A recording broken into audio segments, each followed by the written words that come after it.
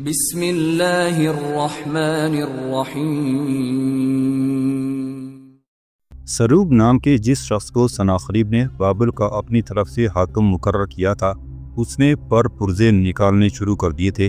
اس نے جب دیکھا کہ آشوری بابل سے بہت دور یہودیوں اور مصریوں کے علاوہ ایتھوپیا کی سلطنت سے بھی الجھ چکے ہیں، تب اس کو یقین ہو گیا کہ ان تینوں قوتوں کے مقابلے میں آشوریوں کو ناکامی اور شکست کا سامنا کرنا پڑے گا، اور وہ شکست اٹھا کر بابل کی طرف آنے کے بجائے اپنی جانیں بچا کر نینوا کی طرف جانا پسند کریں گے۔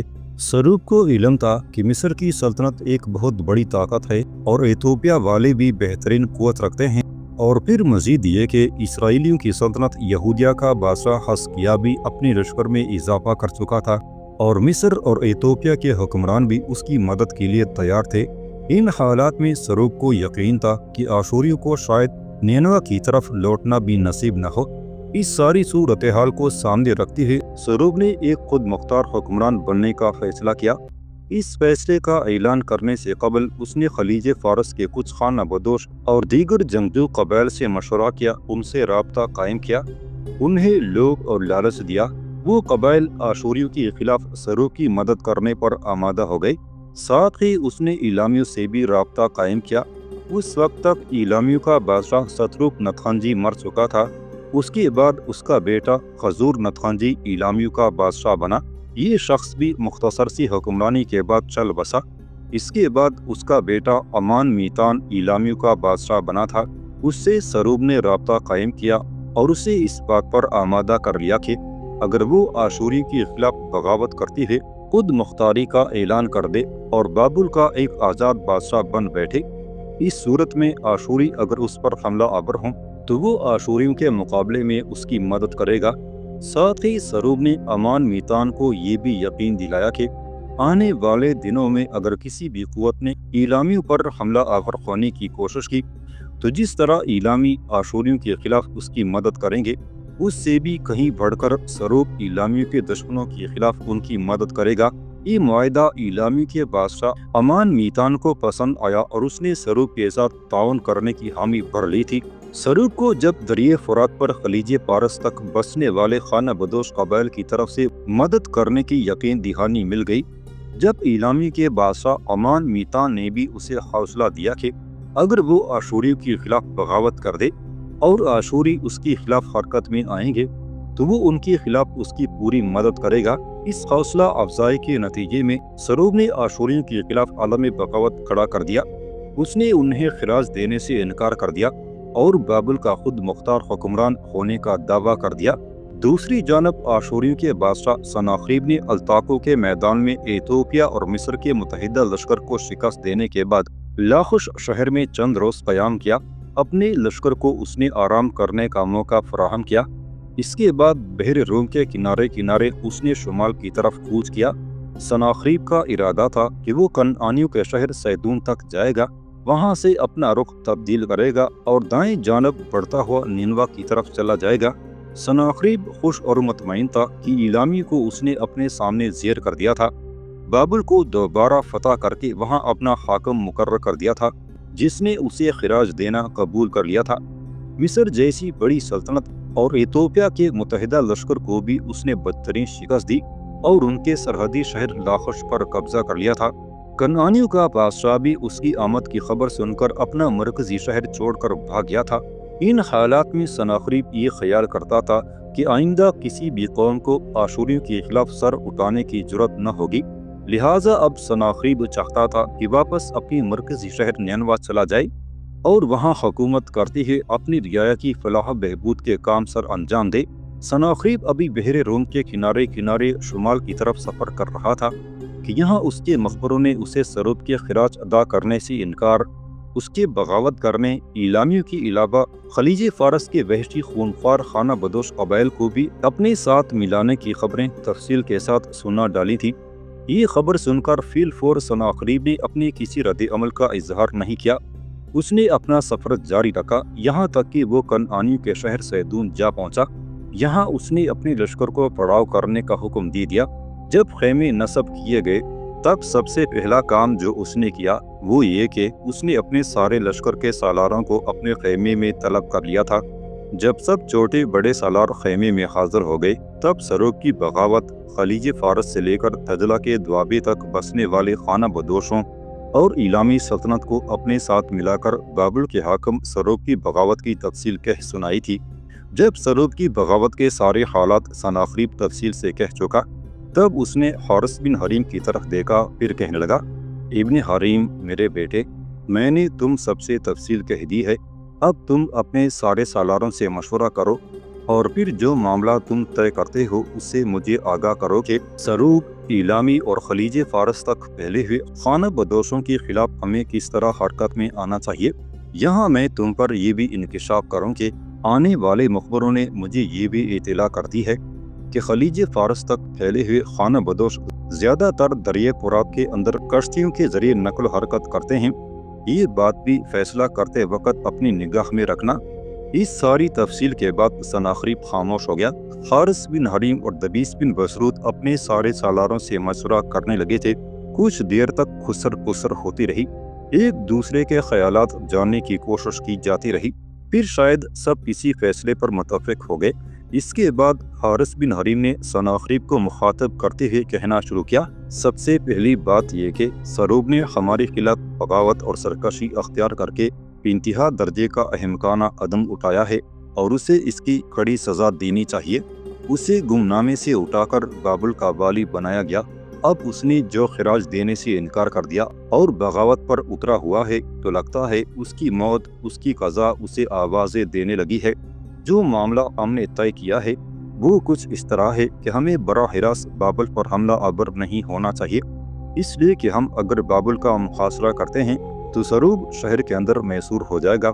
باہر سے خانہ بدوش قبیلے اور ایلامی سلطنت کی لشکری ہم پر حملہ آور ہو کر چیل کووں کی مانند ہماری دھجیاں اڑانے کی کوشش کریں گے، لیکن ہم انہیں ایسا موقع فراہم نہیں کریں گے۔ میرے اکثر ساتھیوں کی صلاح یہی ہے کہ یہاں سے سیدھا بابل کا رخ کیا جائے۔ اگر سروب شہر سے باہر نکل کر مقابلہ کرتا ہے تو اسے بدترین شکست دی جائے، اگر وہ محاصرہ ہو جاتا ہے تو ہر صورت میں شہر کی ناکہ بندی کر دی جائے اور اسے ہتھیار ڈالنے پر مجبور کیا جائے۔ لیکن میں اسے اتفاق نہیں کرتا۔ میں نے ان کے سامنے یہ تجویز پیش کی ہے کہ پہلے ہمیں خلیج فارس تک سے آنے والے خانہ بدوش قبائل سے نمٹنا ہوگا۔ اگر ان کو ہم اپنے سامنے زیر کر لیں تو پھر بابل کو راہ راست پر لانا ہمارے لیے اتنا بڑا معرکہ نہیں رہے گا۔ اگر ہم خانہ بدوشوں کا قلع گما کرنے کے بعد بابل کی طرف بڑھتے ہیں تو پھر محاصرہ کے دوران باہر سے صرف ایک ہی قوت ہم پر حملہ آور ہونے کے لیے باقی رہ جاتی ہے، وہ ایلامیوں کی سلطنت ہے۔ یہاں میں نے یہ بھی ارادہ کیا ہے کہ خانہ بدوشوں سے نمٹنے کے بعد ہمیں ایلامیوں سے نمٹنا چاہیے۔ ان دونوں بیرونی قوتوں کو تاراج کرنے، انہیں اپنے سامنے زیر کرنے کے بعد ہمیں بابل کا رخ کرنا چاہیے۔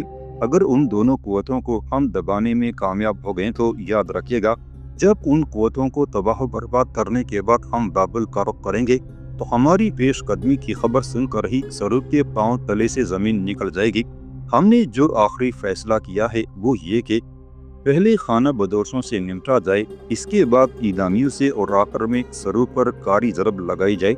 حارث بن حریم لمحہ بھر کے لیے رکا، کچھ سوچا، پھر وہ سناخریب کی طرف دیکھتے ہوئے کہہ رہا تھا، میں ایک اور بات کا بھی اضافہ کرتا چلوں، اور وہ یہ کہ خانہ بدوشوں سے نمٹتے ہوئے ہمیں کچھ دشواریوں کا بھی سامنا کرنا پڑے گا۔ جیسا کہ آپ بتا چکے ہیں کہ وہ کشتیوں کے اندر دریائے فرات میں نقل و حرکت کرتے ہیں۔ اگر ہم انہیں خشکی پر شکست دیتے ہیں تو پھر وہ کشتیوں کے ذریعے خلیج فارس کی طرف بھاگ نکلنے میں کامیاب ہو سکتے ہیں۔ ایسی صورت میں ہمیں بھی اپنے لیے کشتیاں اور چھوٹے چھوٹے جہاز تیار کرنا ہوں گے اور ان کے ذریعے سب سے پہلے ان خانہ بدوشوں کو پامال کرنا چاہیے، پھر ایلامیوں کا رخ کرنا چاہیے۔ یہاں تک کہنے کے بعد حارث بن حریم خاموش ہو گیا۔ جب تک وہ بولتا رہا سناخریب مسکراتے ہوئے اس کی طرف دیکھتا رہا، باقی سالار بھی چپ چاپ اس کی طرف دیکھ رہے تھے۔ اس کے خاموش ہونے پر سناخریب بولا، کہنے لگا، ابن حریم، جو کچھ تم نے کہا ہے میں اسے اتفاق کرتا ہوں، لیکن تم نے اس بات کی وضاحت نہیں کی کہ ہم کن کشتیوں اور جہازوں کے ذریعے خانہ بدوش قبائل کی ناکہ بندی کریں گے، اور اگر ہم نے ایسا نہ کیا تو خشکی پر ہمارے ہاتھوں شکست آنے کے بعد خانہ بدوش بآسانی اپنی کشتیوں کے ذریعے بچ نکلنے میں کامیاب ہو جائیں گے۔ اور میں انہیں ایسا نہیں کرنے دینا چاہتا۔ حارث بن حریم نے بڑے غور سے سناخریب کی طرف دیکھا، پھر کہنے لگا، دراصل کشتیوں سے متعلق میں اس لیے کوئی وضاحت نہیں کر سکتا، اس لیے کہ ہمارے پاس پہلے سے نہ کوئی بحری بیڑا ہے اور نہ آج تک ہم نے اس کی ضرورت محسوس کی ہے، نہ ہی نینوا میں کشتیاں تیار کرنے کی کوئی صنائی اور صنعت ہے۔ اسی بنا پر میں خاموش رہا ہوں، لیکن خانہ بدوشوں کا قلع گما کرنے کے لیے بہر طور ہمیں کشتیوں کی ضرورت پیش آئے گی۔ اگر ہم نے کشتیوں کا اہتمام نہ کیا تو پھر خانہ بدوش بآسانی اپنی جانیں بچا کر خلیج فارس کی طرف نکل جائیں گے، اور ان کا ایسا کرنا آنے والے دور میں ہمارے لیے مشکلات پیدا کر سکتا ہے، اور وہ اپنی قوت اور طاقت میں اضافہ کر کے پھر ہم پر ضرب لگانے کے قابل ہو جائیں گے۔ حارث بن حریم کے خاموش ہونے پر سناخریب نے گفتگو کا آغاز کیا۔ ابن حریم، جو تجویز تم نے پیش کی ہے اس کے لیے میں تمہارا شکر گزار ہوں، تمہاری تعریف بھی کرتا ہوں، لیکن میرے ذہن میں کشتیاں تیار کرنے کا ایک نیا عمل ہے۔ تم سب لوگ جانتے ہو کہ کنعانی پوری دنیا میں کشتیاں اور جہاز تیار کرنے میں سب سے زیادہ مہارت رکھتے ہیں۔ خانہ بدوشوں، ایلامیوں اور سروب سے نمٹنے کا جو نیا عمل میں نے تیار کیا ہے وہ وہی ہے جو تم نے بیان کیا ہے، لیکن کشتیوں کے معاملے میں تھوڑی سی وضاحت کرنا چاہتا ہوں۔ جو نیا عمل میرے ذہن میں ہے وہ اس طرح کہ اس مجلس کے بعد کنعانی صناعوں اور کاریگروں کو طلب کیا جائے گا اور ان سے کہا جائے گا کہ وہ ہمارے لیے کشتیاں تیار کریں۔ انہیں ہم ایک مقررہ تعداد بتا دیں گے جس قدر وہ کشتیاں تیار کریں گے، ساتھ انہیں یہ بھی بتائیں گے کہ کشتیاں وہ کچھ اس طرح تیار کریں گے انہیں مختلف ٹکڑوں میں علیحدہ بھی کیا جا سکے، اور پھر انہیں جوڑ کر کشتی کی شکل دی جائے۔ جب وہ ان کشتیوں کو مختلف حصوں میں تیار کریں گے تو ان کشتیوں کو ہم اپنے بار برداری کے جانوروں پر لاد کر سیدون سے کوچ کریں گے اور دریا فرات کے بالکل نچلے حصے میں خلیج فارس کی طرف چلے جائیں گے۔ وہاں جا کر کشتیاں جوڑی جائیں گی، انہیں دریا فرات میں رکھا جائے گا، لشکر کا ایک حصہ ان کشتیوں میں بٹھایا جائے گا اور ان کشتیوں میں لشکر کا وہ حصہ دریا فرات کے اندر شمال کی طرف کوچ کرے گا، جبکہ ہم باقی لشکر کو لے کر خشکی کے راستے آگے بڑھیں گے۔ ظاہر ہے خانہ بدوش ہم سے خشکی پر ٹکرائیں گے، جس جگہ ٹکرائیں گے اپنی کشتیوں کو ہم اسے ذرا پیچھے رکھیں گے۔ ہم سے ٹکرانے کے بعد مجھے امید ہے کہ ہم انہیں بدترین شکست دیں گے۔ شکست کھانے کے بعد وہ اپنی کشتیوں میں بیٹھ کر واپس ہونے کی جب کوشش کریں گے تو کشتیوں میں ہمارا جو لشکر کا حصہ ہوگا وہ انہیں روکے گا۔ جب یہ صورتحال پیش آئے گی تو ہم بھی پیچھے ہوں گے۔ جب ہماری کشتیوں سے ٹکرائیں گے تو ان کی پشت کی طرف سے ہم ایسی تیر اندازی کریں گے کہ انہیں ناقابل تلافی نقصان پہنچائیں گے۔ اس طرح خانہ بدوشوں کو ہم اپنی کشتیوں میں بیٹھ کر بھاگ جانے کا موقع نہیں دیں گے۔ خانہ بدوشوں کا خاتمہ کرنے کے بعد ایلامیوں کا رخ کیا جائے گا، ان کو بھی اپنے سامنے زیر کرنے کے بعد بابل پر فیصلہ کن ضرب لگائی جائے گی۔ اب بولو، اس معاملے میں تم کیا کہتے ہو؟ سناخریب کے اس انکشاف پر حارث بن حریم خوش ہو گیا، فوراً بول اٹھا، اس معاملے میں ہم میں سے کسی کو کچھ نہیں کہنا۔ جو نیا عمل آپ نے تیار کیا ہے اس کو اگر عملی صورت دی جائے تو میرے خیال میں یہ ہمارے لیے بڑا سود مند ہوگا۔ سناخریب مطمئن انداز میں مسکرایا اور کہنے لگا، میرے خیال میں اب سب اٹھو، اپنے خیموں میں جا کر آرام کرو، شام کو کنعانیوں سے اس سلسلے میں بات کریں گے کہ جس قسم کی کشتیاں ہم تیار کرنا چاہتے ہیں وہ ہمیں تیار کر کے دے دیں گے۔ اس کے ساتھ ہی سناخریب کے کہنے پر سارے سالار اس کے خیمے سے نکل گئے تھے۔ حارث بن حریم اپنے خیمے میں داخل ہوا، دبیس بن مسعود بھی اس کے ساتھ تھا۔ خیمے میں اس وقت قندل کے ساتھ رویان، تبیرہ، راہتا اور بوڑھا پرسان بھی بیٹھا ہوا تھا۔ جو ہی وہ دونوں خیمے میں داخل ہوئے، قندل اپنی جگہ پر اٹھ کھڑی ہوئی اور بڑی بے چینی اور کسی قدر پریشانی کا اظہار کرتے ہوئے اس نے حارث بن حریم سے پوچھ لیا، خیریت تو ہے؟ سناخریب نے سارے سالاروں کو کیوں بلایا تھا؟ کیا کسی نئی مہم کا آغاز ہونے لگا ہے یا کسی کے حملہ آور ہونے کا خطرہ ہے؟ حارث بن حریم آگے بڑھ کر قندل کے پاس ہو بیٹھا، دبیس بن مسعود اپنی بیوی تبیرہ کے پاس بیٹھ گیا۔ پھر قندل کے سوال کا جواب دیتے ہوئے حارث بن حریم کہنے لگا، قندل، تمہارے خدشات درست ہیں، نئی مہم کا بھی آغاز ہونے والا ہے اور آشوریوں کے لیے کچھ سمتوں سے خطرات بھی اٹھ کھڑے ہوئے ہیں۔ اس کے بعد حارث بن حریم نے بابل کے والی سروب کی بغاوت اور اس بغاوت کو کامیاب کرنے کے لیے خلیج فارس تک پھیلے خانہ بدوشوں اور ایلامیوں کو اپنے ساتھ ملانے کی تفصیل بھی سنا ڈالی تھی۔ حارث بن حریم جب خاموش ہوا تو خیمے میں تھوڑی دیر تک خاموشی رہی۔ پھر راہتا نے کسی قدر دکھ، افسوس اور مہیب سی آواز میں حارث بن حریم کی طرف دیکھتے ہوئے کہنا شروع کیا، لگتا ہے قدیم شہر بابل کے مقدر اور اس کی قسمت میں ابھی سکون اور امن نہیں لکھا ہوا۔ یہ سروپ بڑا نمک حرام ثابت ہوا، اسے آشوریوں کا وفادار رہنا چاہیے تھا، لیکن اس نے جو بغاوت کرنے کی ٹھانی ہے تو لگتا ہے قضا اس کے سر پر چیلوں کی طرح منڈلانے لگی ہے۔ راہتا روکی، پھر اپنا سلسلہ کلام جاری رکھتے ہوئے وہ دوبارہ کہہ رہی تھی، لگتا ہے یہ مہم خاصی لمبی ہوگی، چند دن یہاں کشتیاں تیار کرنے میں لگیں گے، پھر لشکر انتہائی جنوب میں خلیج فارس کی طرف جائے گا، وہاں دریائے فرات کے ساتھ شمال کی طرف بڑھے گا اور باغیوں سے ٹکرائے گا۔ اب وہ خانہ بدوش نہ جانے کتنی تعداد میں ہیں، کہاں کہاں پھیلے ہوئے ہیں، سروب نے ان کے ساتھ کیا گٹھ جوڑ کیا ہے اور آشوریوں کے خلاف حرکت میں آنے کے لیے انہیں کون کون سی مراعات دینے کا وعدہ کیا ہے، اور پھر ان خانہ بدوشوں سے نمٹنے کے بعد ایلامیوں سے نمٹنا پڑے گا۔ ایلامیوں کا صفایا کرنے کے بعد پھر بابل میں سروب کا نمبر آئے گا۔ راہتا کی اس گفتگو کا جواب حارث بن حریم دینا ہی چاہتا تھا کہ اسی دوران اسے مخاطب کرتے ہوئے قندل بول پڑی، آپ کی غیر موجودگی میں آپ سے مشورہ کیے بغیر میں نے ایک فیصلہ کیا ہے۔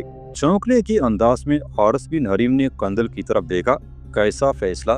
قندل پھر بول پڑی، ہم سب نے جو مل کر فیصلہ کیا ہے وہ یہ کہ اس وقت ہم چونکہ کنعانیوں کے شہر سیدون کے پاس پڑاؤ کیے ہوئے ہیں، کیا ایسا ممکن نہیں کہ آپ ہم سب کو سیدون کے بازار میں لے کے چلیں؟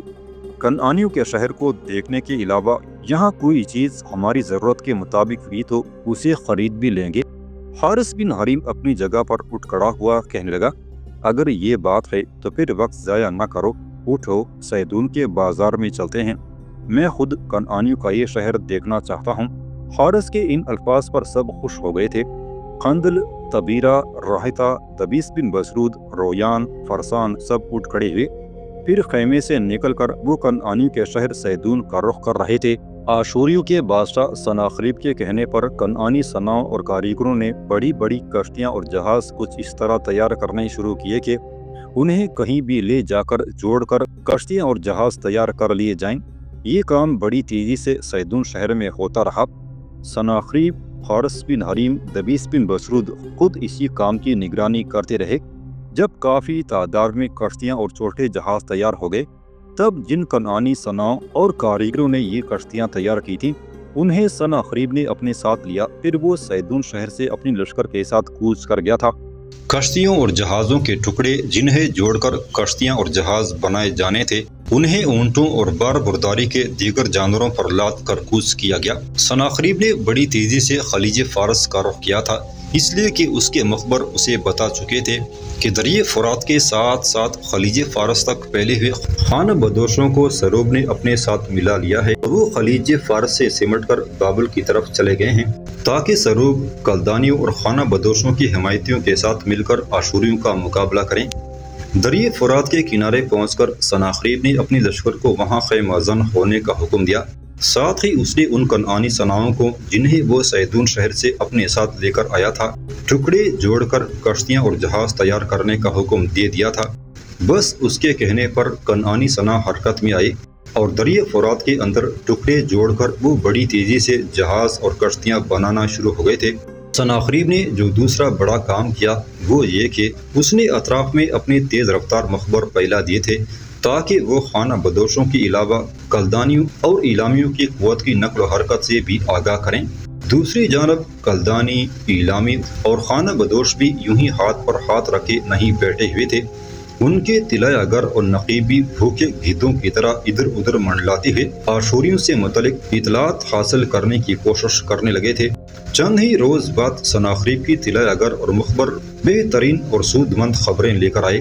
انہوں نے سناخریب پر انکشاف کیا کہ خانہ بدوشوں، کلدانیوں اور ایلامیوں کے علاوہ کوہستانی زاگروس اور دشت علیب کے کاسی بھی ایلامیوں کے ساتھ آشوریوں کے خلاف حرکت میں آ چکے ہیں۔ دراصل کاسی شاید اپنی ان شکستوں اور ہزیمتوں کا بدلہ لینا چاہتے تھے جو اس سے پہلے جبل زاگروس اور دشت علیب میں آشوریوں نے انہیں دی تھی۔